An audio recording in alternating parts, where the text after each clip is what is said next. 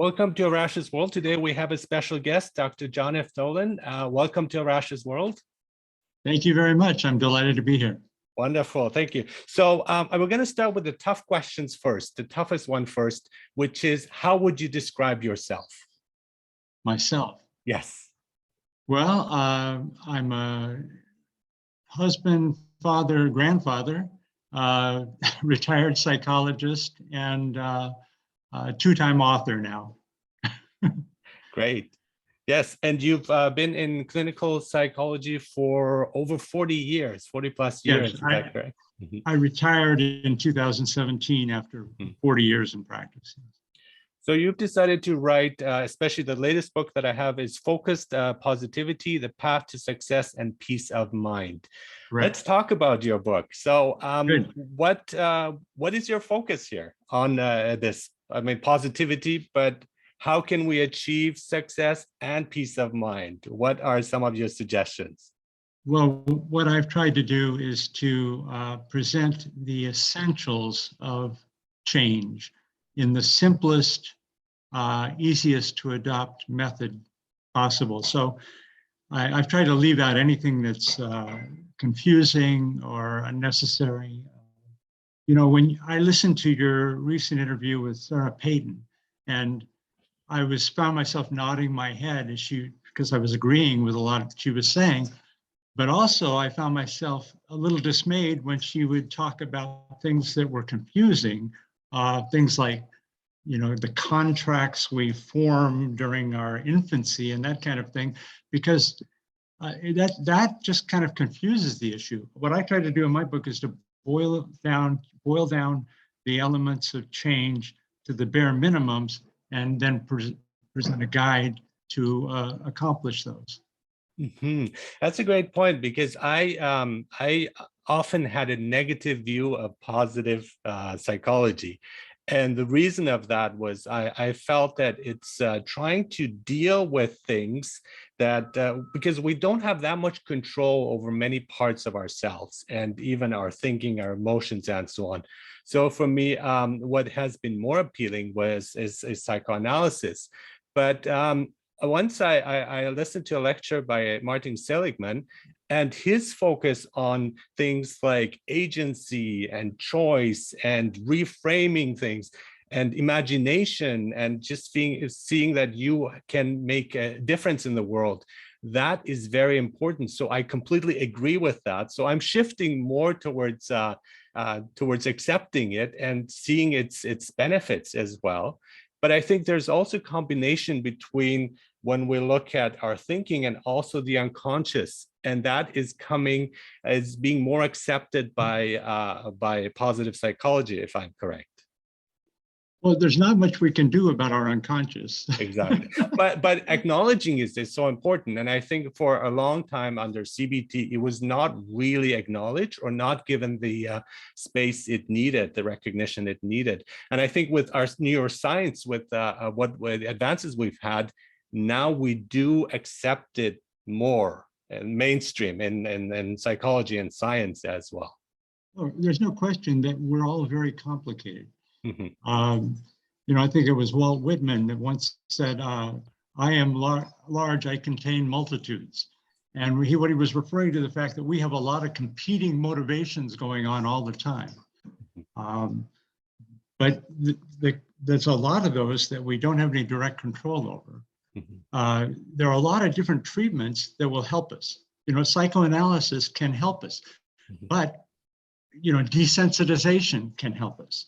There are a lot of different treatments that can help us, but when they help, they all help for one reason. They change the focus of our thoughts.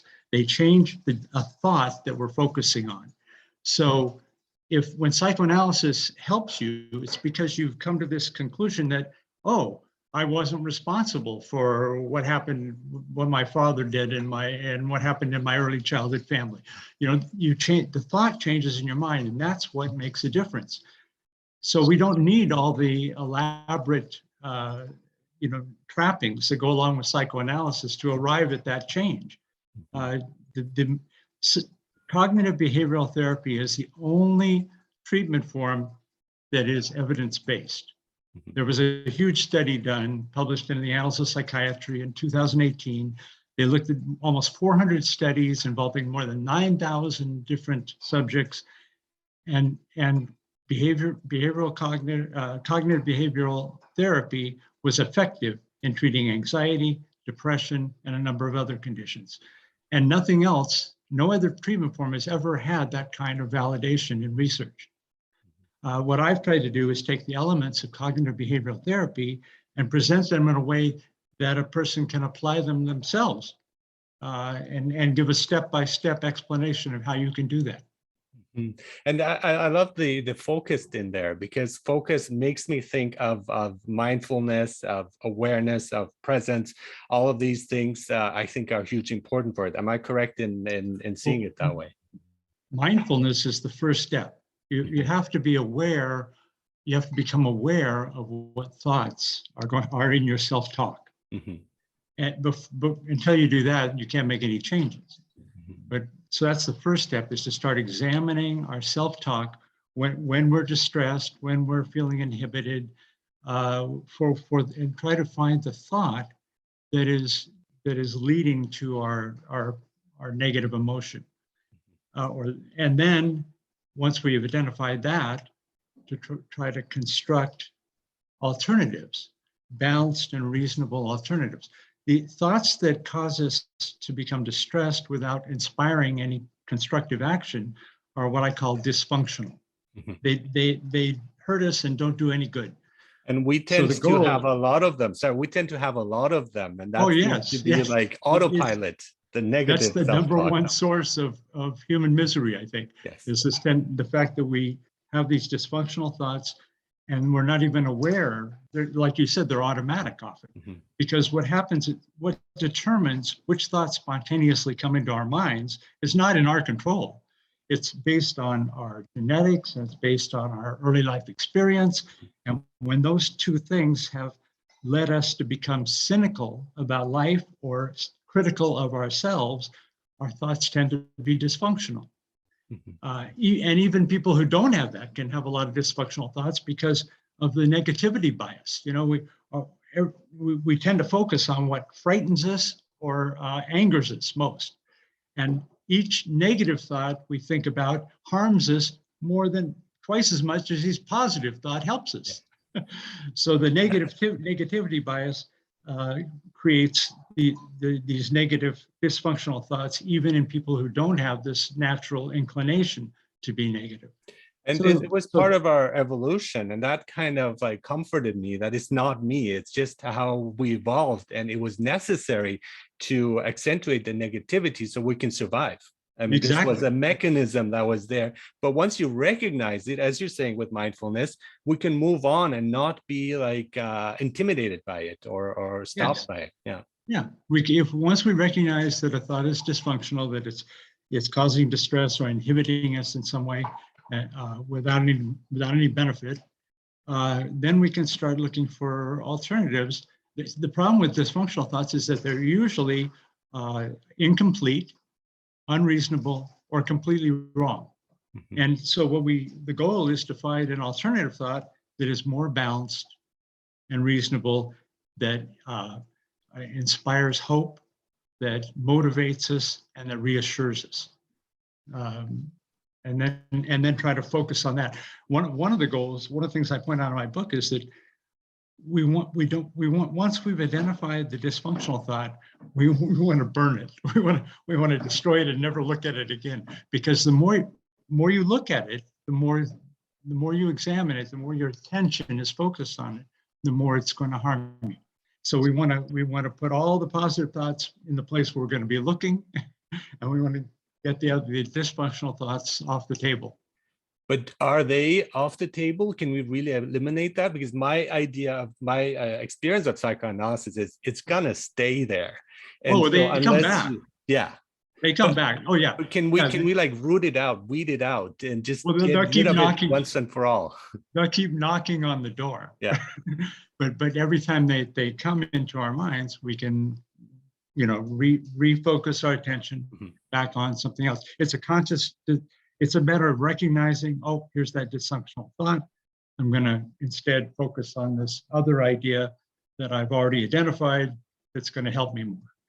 A lot of it is connected to our brain too, to neuroscience. I think the amygdala would take over the hijack, and we can't think and reason. But once we can relax that, then we can move to our higher functioning parts of our brain. And I think that is important to also recognize. When you're in that state of fear, it's so hard to think rationally, act rationally, and so to be aware of that too, I think. Yes, right. When we're acutely emotional, our brains aren't operating at full capacity. So Yeah, how can we release that and not be not get caught in its grip, basically, when we feel those strong emotions? Well, the goal is to be able to calm ourselves. There's a whole section of my book that's on healthy relaxation. I've got several relaxation inductions in the book. I've spelled them out literally. They're to be recorded and played back. Probably the easiest one is what's called the square breathing pattern, where you just start inhaling very gradually and slowly, pausing, exhaling slowly and gradually, pausing, and repeating that. And now, if you repeat that, it will force your body to calm down. Now, it's really hard to nowadays when we talk about negativity and you turn on the news and it is just, we've gone through a very difficult time period. So it's really hard to turn that off. So how do we deal with that also when our surrounding is just so stressful? Yeah. Well, again, we have no control over what goes on out there in the world. So we have to try to focus on what we have some control. And so the first thing you think about is, well, what can I do? Well, we're kind of limited in our options, right? I guess we could go sign up and volunteer and try to go over and fight, or we could try to donate something, or we could try to lobby our government, or maybe all we can do is try to take care of ourselves and the people we care about. And that may be all we can do. And once we've done any step that seems logical and rational, we're always left with that final challenge about how do we make ourselves comfortable with the reality that exists in the world.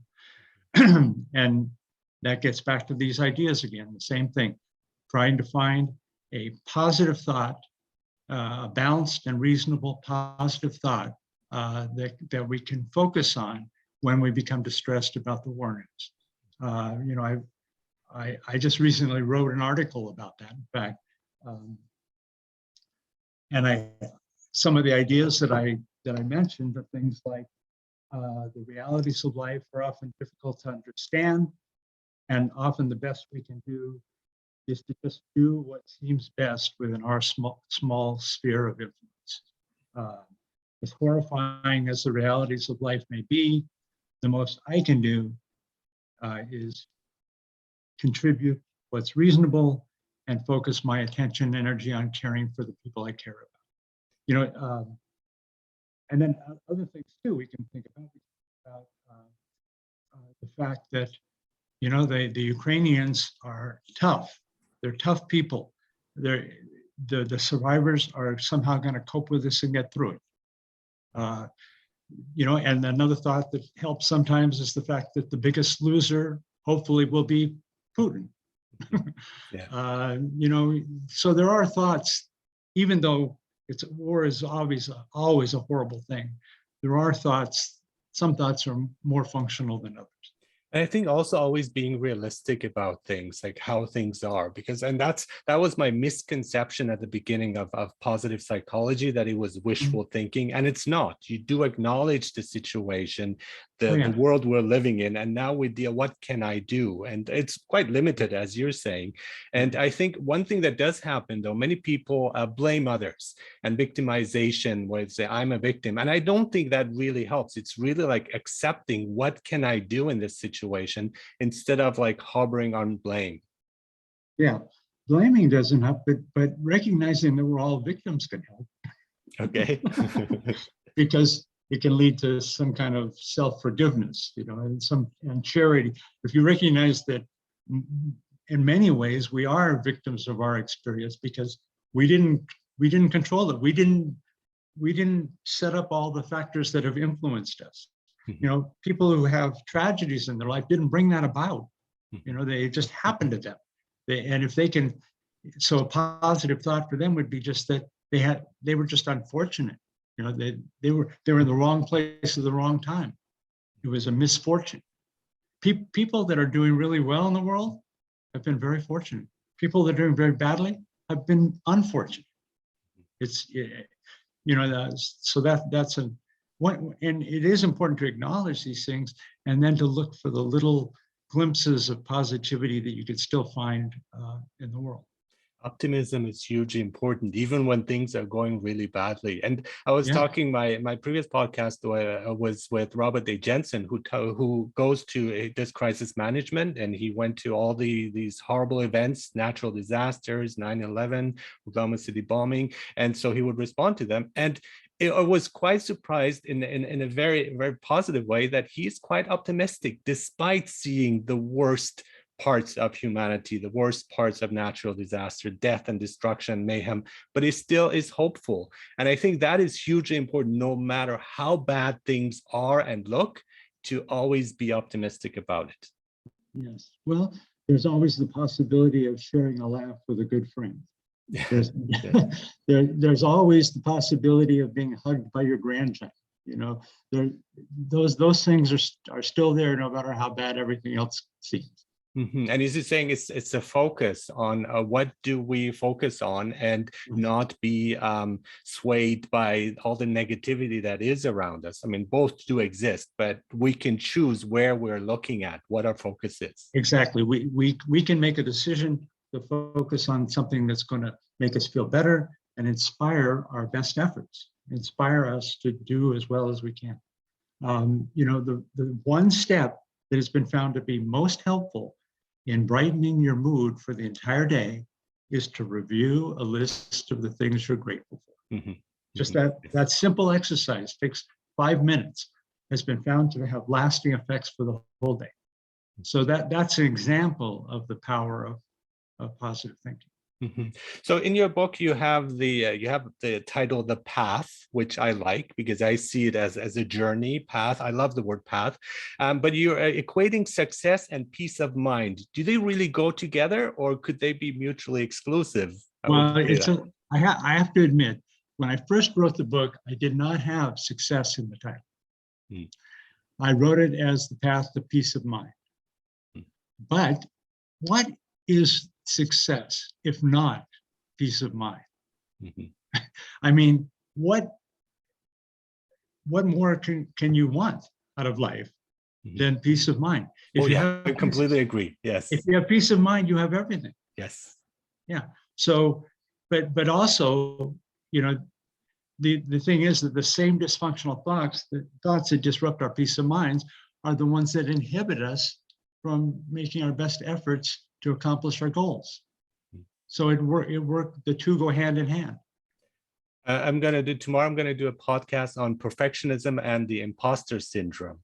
And so the imposter syndrome is something that is affecting pretty much all of us many of us. And I was surprised to hear that Tom Hanks suffers from imposter syndrome. And it's that thing where no matter how successful you are, there is that voice that tells you you're a fraud, you're not good enough. And so what can we do about that? What are your experiences of that? I think we just accept it and feel fortunate that we're able to pull it off. And not getting caught? Well, yeah. I mean, if you can look at Tom Hanks, he's a good example. He may feel an imposter, but nobody else in the world thinks he's an imposter. He's pulled it off. He should just go with it. I love that. But will he have peace of mind though? I mean, for me, it's that's it depends constant. what he focuses on. It depends what thoughts he focuses on. Right? Yeah. I could write Tom Hanks a couple of pages of ideas to focus on to make him feel good. Wonderful. Yeah, that's amazing. And so I see also like a lot of the negative experiences that we have make us so much stronger. And it's the idea of also resilience, because once you've gone through these experiences, no matter how horrifying they are, it gives you strength. And I think I always see the silver lining there, even though, I mean, it's really hard to accept that when you're in that moment. But I've learned most things from suffering. And when I was not suffering, that's when I learned the least in terms of life lessons. Well, what horrible experience, the research psychologists have a term called adverse childhood experiences, ACEs, that it means, horrible things that happened to you in childhood. And when those happen to us, they do have a major effect. They cause us be much more likely to think negatively of ourselves, to have all these dysfunctional thoughts that make us depressed and anxious. But they also make us much more understanding and sensitive and aware. And you can. Even in the book, there's a list of functional thoughts for people who've been through those kind of experiences. And they're things like, it was unfortunate that I experienced this, but it's allowed me to see how the world is, and to see that even this kind of thing can be used as motivation for creativity, for compassion, for generosity, for connection, companionship. That's why self-help groups can be so powerful. It's because you connect with other people who've had the same kind of thing and same kind of experience, and you say, I'm okay and you're okay. We're both okay, even though we went through this. Yeah, and we will see that shift too, where in terms of mental health and the stigma that was attached to it. I'm feeling that it's people are much more open to talk about their issues, their problems, their suffering, even through social media, where people are sharing personal issues and in the media and all that.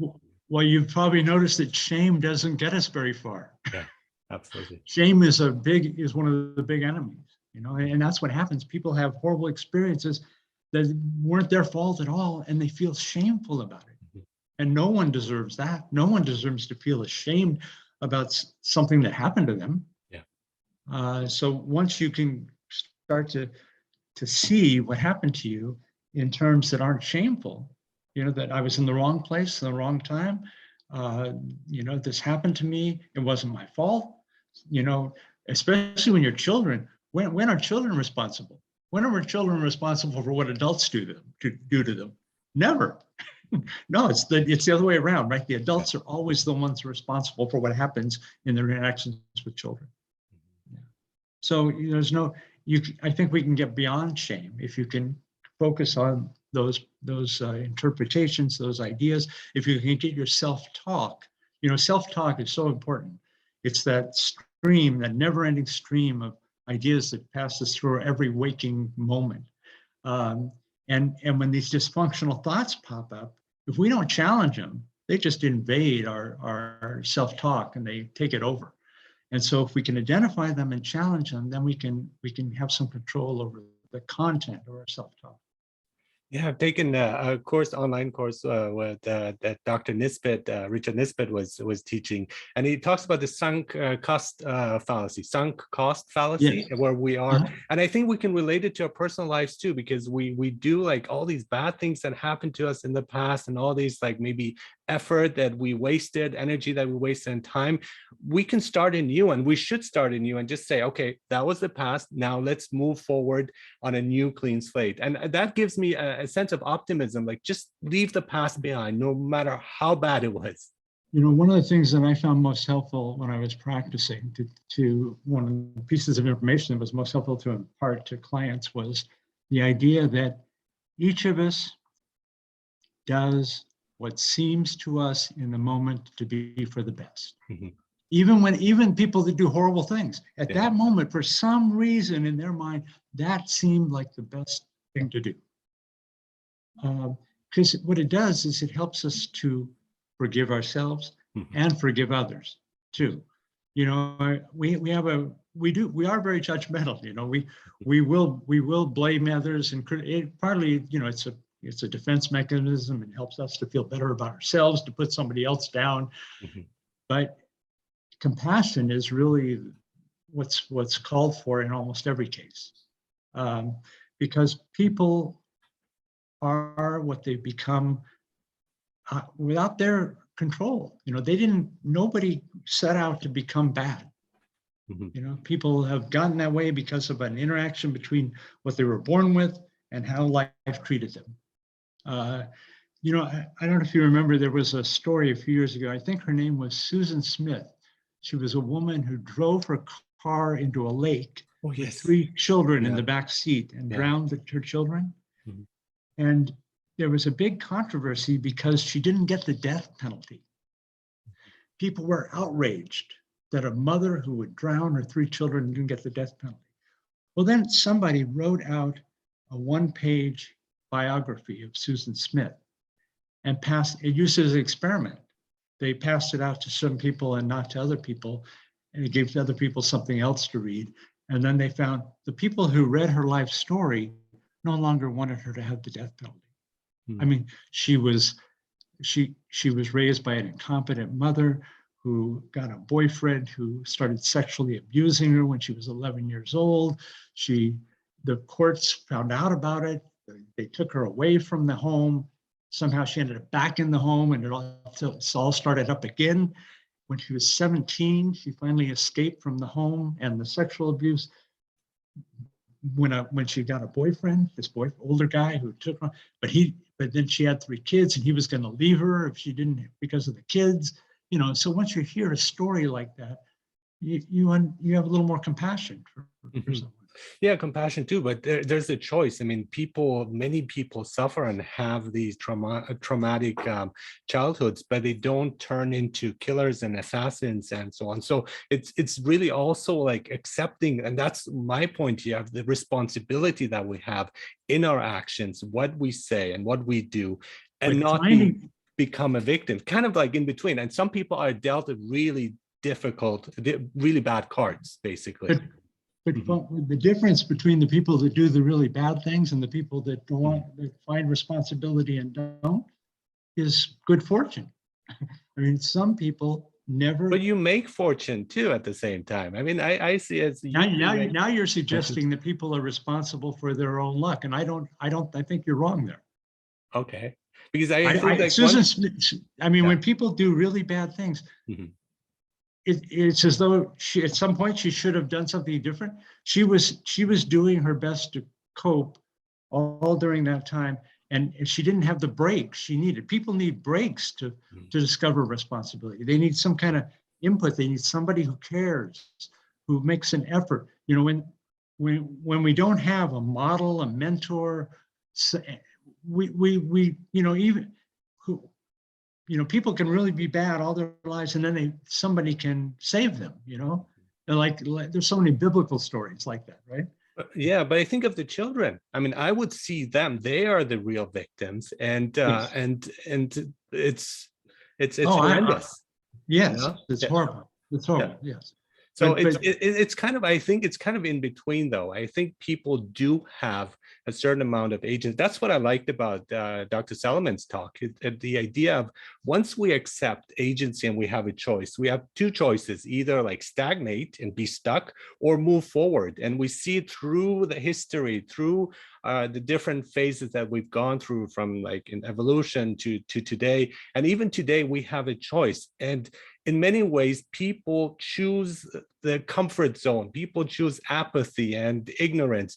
And I think in many cases, it's a choice, though. But people can't be responsible if they don't recognize that there's a choice. Or they don't want to recognize, because that's the other thing. People see. Well, now we're want to recognize. Then they're deluded, right? Yeah. If they don't want. Yes. You mean subconsciously they don't want to recognize? But if it's going on subconsciously, then there's nothing you can do about it. Yeah. Okay. I mean, you have to have recognition before you can change. And that's the thing, what I found, many people, when they say they want to stop smoking or stop drinking, the will needs to be there, the willpower. And whether, again, I think it's possible, and that's my optimism there, that we can change things, even if things are really bad. Well, that's another section of my book. Yeah. Because the admirable qualities like willpower and self-discipline, resilience, we tend to think of them as something you either have or you don't have. A lot of people think you're born with it or born without it. My book, what I presented in the book, is what the research shows is that there are strategies that you can learn to display those qualities if you find an effective strategy. They did these experiments with children where they put them down in front of 2 cookies, and they said one cookie, and then they said, if you don't eat that cookie in the next 5 minutes, I'll give you 2. Yeah. And some kids could do it, some kids couldn't do it. But then afterwards, they were able to teach kids strategies so they could all do it. They could all succeed. And believe it or not, that leads to a difference. Teaching kids strategy like that, they can have a lifelong difference for them. But if nobody ever teaches, if they never learn the strategy, then they don't do well. So learning strategies is key. And that's what I present in the book, is strategies. There's a strategy that will help each of us be able to look as though we have willpower, to look as though we have self-discipline. You just have to find the right strategy. And that's what focused positivity is. It's a strategy for improving your mood and your motivation. When we look at the world today, I feel like people are very angry and frustrated. And so we see the anger come out, whether it's through social media or in-person interactions and so on. So what twofold questions: where does this anger come from, and what can we do to deal with it, whether from that person or from our point of view? Well, it sounds like you're talking about a lot of anger at the fact that the world won't conform to our wishes. That's true. And, so that leads me to think about Buddhist philosophy right away. That's right. We waste a lot of energy wishing that the world would conform to our wishes. And so if we can get off of that, if we can let that motivation go, set that motivation aside and adopt a different motivation, a motivation of approaching the world with respect, then we can start to, gain some peace and be at peace with the world. But when you want the world, we can all try as hard as we can to make the world conform to our wishes, but there's no guarantee we're going to succeed. And one thing that always comes up in my talks and my podcasts is the Serenity Prayer, and that wisdom of knowing that difference is like, what can I do and what is outside of the realm of what I can do. So, and that is so hard to figure out. But it's, if we really focus on just our own abilities and our own situation and kind of try to work towards others and find peace within ourselves and then spread it out, I think that is the best approach. Yeah, I think the Serenity Prayer is one of the most powerful elements of the 12-step program.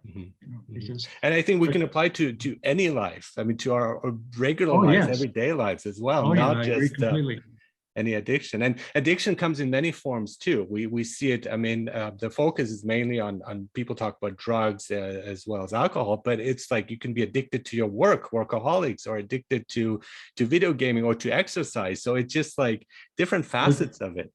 And addiction, the definition of addiction usually implies something negative. There has to be some bad result, because I'm totally addicted to exercise. I don't feel well unless I do my workout. Then I'm fixed for the day. It's my fix. But it doesn't hurt me. I guess if I went overboard, and so that I was hurting myself, then it would be a problem. Then it would be an addiction, I guess. But now it's just a good habit. and I mean, coffee is fine. I'm addicted to it, and I'm okay. Yeah. Coffee's good. It's up to, as long as you don't drink more than 6 cups a day. No, I have my limits and my time limits as well. After a certain hour, I don't drink anymore, and it's been working fine. There is actually a diagnosis, caffeineism. Oh, there is? DSM, yes. Okay. But it's 6 cups or more a day is the limit. I'm at 2, so I should be fine. Yeah, you're good. Thank you so much, Dr. John F. Tholen. Such a pleasure talking to you. And your book, again, I want to remind our viewers and audience, Focused Positivity, The Path to Success and Peace of Mind. That's it. And best of luck to you. Thank you so much for sharing your insights. Thank you for doing what you're doing. I mean, you've retired and you still are thinking about these things of helping people, of trying to guide them, offering strategies to help us. Thank you so much for all the work that you're doing. Well, thank you very much. Take care. Bye.